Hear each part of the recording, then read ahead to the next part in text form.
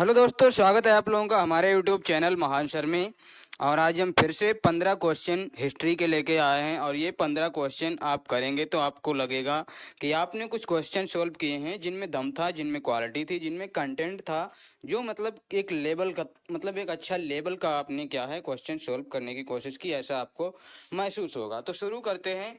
क्या है आज का हमारा पहला क्वेश्चन, और जो कि 226वां नंबर का क्वेश्चन है। क्या है, तैमूर लंग ने किसके शासनकाल में भारत पर आक्रमण किया। अब ये क्वेश्चन आप लोगों को बताना है कि तैमूर लंग किसके काल में भारत पे आक्रमण करता है।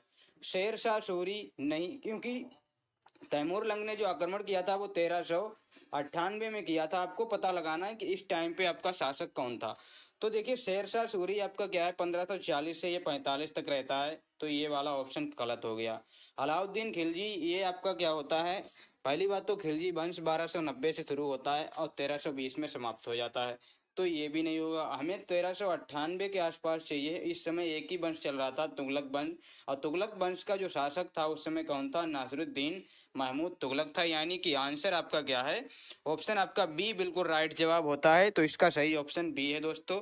बढ़ते हैं नेक्स्ट क्वेश्चन की तरफ। और नेक्स्ट क्वेश्चन क्या है हमारा, अमीर खुसरो ने किसके विकास में अग्रगामी की भूमिका निभाई है। तो अमीर खुसरो अवधी की मतलब अवधी के उसमें जाने जाते हैं, या खड़ी बोली को इन्होंने अपना चरम मतलब उत्कर्ष पे पहुंचाया, या फिर एक तरीके से बोल सकते हैं भोजपुरी, या फिर आपका ब्रज भाषा। तो इन्होंने जो जिस भाषा को मतलब आगे तक ले गए, तो ये खड़ी बोली, एक तो खड़ी बोली और दूसरी ये हिंदी के बहुत मतलब श्रेष्ठ कवि रहे हैं, हिंदी और खड़ी बोली के। तो ये खड़ी बोली को मतलब आगे तक ले जाते हैं, यानी कि ऑप्शन बी बिल्कुल राइट होने वाला है। अब बढ़ते हैं नेक्स्ट क्वेश्चन की तरफ। भारत में पोलो खेल का प्रचलन किसने किया था।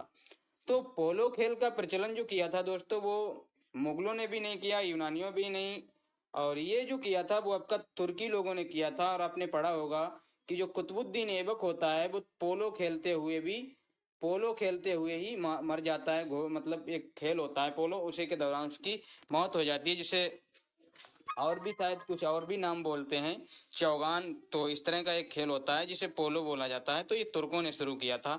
ऑप्शन बी आपका, ऑप्शन डी बिल्कुल राइट जवाब होता है इसका। और बढ़ते हैं नेक्स्ट क्वेश्चन की तरफ। नेक्स्ट क्वेश्चन क्या है, निम्नलिखित में से किस संगीत वाद्य को हिंदू मुस्लिम गान वाद्यों का सबसे श्रेष्ठ मिश्रण माना जाता है। तो ये आप लोगों को बताना है कि ये ऐसा कौन सा वाद्य यंत्र है। तो इसका जो सही ऑप्शन है, बीड़ा है, या ढोलक है, या फिर सारंगी है, या फिर सितार है। तो हिंदू मुस्लिम मतलब जो वाद्यों का सबसे श्रेष्ठ मिश्रण क्या है, आपका सितार है। और इसके आविष्कारक आपके अमीर खुसरो हैं। कौन है, अमीर खुसरो इसके क्या हैं, संस्थापक हैं, यानी कि फाउंडर हैं, यानी कि एक तरीके से आविष्कारक हैं।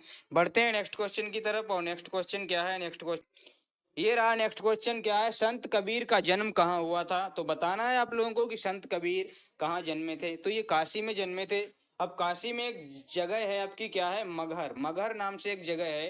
तो ये मगहर पे इनका जन्म होता है। काशी जो मतलब जिला है, वहां पे एक मगहर नाम की जगह है, वहां इनका जन्म होता है। ऑप्शन डी बिल्कुल सही होता है इसका।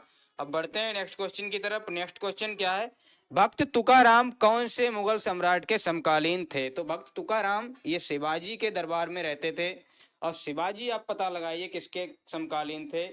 तो शिवाजी तो अगर देखा जाए ये जहांगीर के भी समकालीन थे, औरंगजेब के भी समकालीन थे। अब ऑप्शन आप कौन सा लगाएंगे। जिस समय औरंगजेब मतलब आया था, उस टाइम पे क्या था, उस टाइम पे तुकाराम जी नहीं रहे थे, यानी कि औरंगजेब तो ऑप्शन नहीं होगा। तो ये किसके काल में थे, ये आपके जहांगीर के काल में आपके थे, यानी कि ऑप्शन बी बिल्कुल सही जवाब होता है। तो इसका सही जवाब क्या है, जहांगीर। बढ़ते हैं नेक्स्ट क्वेश्चन की तरफ। और नेक्स्ट क्वेश्चन क्या है दोस्तों, अद्वैतवाद के सिद्धांत के प्रतिपादक कौन थे। एक सिद्धांत है अद्वैतवाद, जो होता है मतलब अलग अलग जो गुरु आए हैं, अलग अलग जो विचारक आए, उन्होंने अपने अलग अलग प्रकृति को अलग अलग नाम दिया है। तो अद्वैतवाद एक सिद्धांत आया, और उसके जो प्रतिपादक हैं वो कौन हैं, जैसे कि रामानुज हैं, या माधवाचार्य हैं, विवेकानंद हैं, या फिर आपके शंकराचार्य हैं। तो ये जो अद्वैतवाद दोस्तों सिद्धांत दिया था, ये बहुत बड़े मतलब एक जिसको मतलब हिंदू धर्म का रक्षक भी कहा जाता है, तो वो आपके कौन है, शंकराचार्य हैं। उन्होंने आपका क्या किया था, इस सिद्धांत को प्रतिपादित किया था। तो ऑप्शन डी बिल्कुल सही जवाब है। बढ़ते हैं नेक्स्ट क्वेश्चन। और नेक्स्ट क्वेश्चन क्या है, किस संत ने ईश्वर को अपने पास अनुभव करने के लिए नृत्य और गीतों का माध्यम बनाया था? तो ऐसा कौन सा संत था जिसने गीतों और नृत्य को माध्यम बनाया था? तो शंकर देव थे? बिल्कुल नहीं। ज्ञानदेव, चंडीदास, ऐसा कुछ भी नहीं है। इसका जो सही ऑप्शन है दोस्तों वो क्या है, ऑप्शन डी बिल्कुल होता है। चैतन्य महाप्रभु एक ऐसे व्यक्ति थे जिन्होंने गीतों और नृत्यों को इसका माध्यम बनाया था। और ये बहुत बड़े मतलब एक तरीके से बोल सकते हैं बहुत बड़े संत हुआ करते थे। इनका एक दोहा था जो मुझे शायद इस समय ध्यान आ नहीं रहा है क्या है उनका दोहा, कि जात पात पूछे नहीं, ऐसा कुछ करके था, जात पात पूछे नहीं। और ईश्वर के लिए था कि ईश्वर किससे, ईश्वर किसका है, ईश्वर के कौन लोग हैं, तो जाति पात पूछे नहीं, ऐसे कुछ करके था। तो वो मुझे याद नहीं आ रहा है, हालांकि मैंने पढ़ा था कभी। तो बढ़ते हैं नेक्स्ट क्वेश्चन की तरफ। इसका जो आंसर है दोस्तों वो क्या है, डी बिल्कुल सही जवाब है। बढ़ते हैं नेक्स्ट क्वेश्चन की तरफ।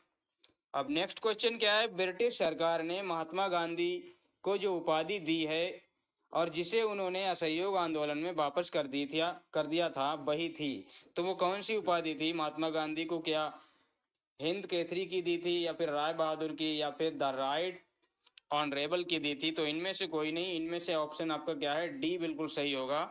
ऑप्शन डी यानी केसरे हिंद की उपाधि महात्मा गांधी को अंग्रेजों ने दी थी।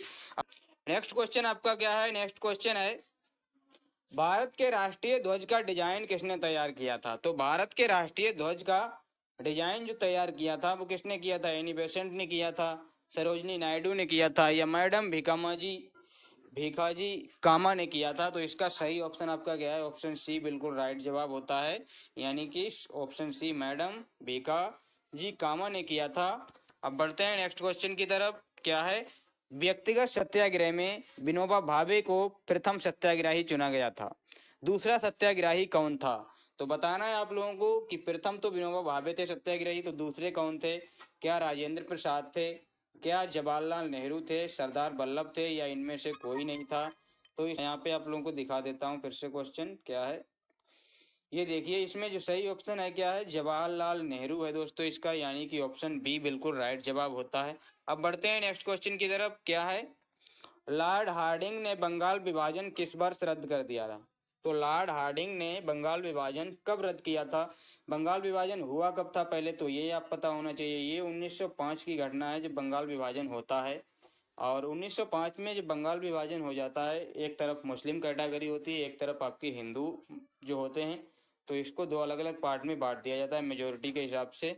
फिर क्या होता है 1911 में क्या किया जाता है, इसको फिर से कह दिया जाता है कि बंगाल विभाजन जो है उसको हम रद्द कर रहे हैं, यानी कि बंगाल इज यूनाइटेड है, यानी कि वो कोई सेपरेट नहीं है। तो इसका ऑप्शन क्या है, ऑप्शन सी बिल्कुल। और ये लॉर्ड हार्डिंग ने ऐसा कहा था।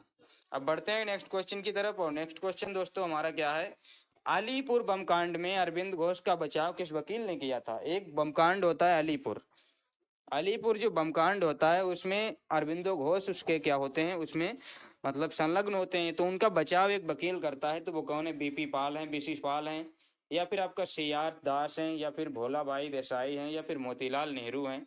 तो इसमें जो सही ऑप्शन है आपका ऑप्शन बी है, यानी सीआर दास है, यानी चितरंजन दास ने इनका बचाव किया था। ऑप्शन बी बिल्कुल सही जवाब।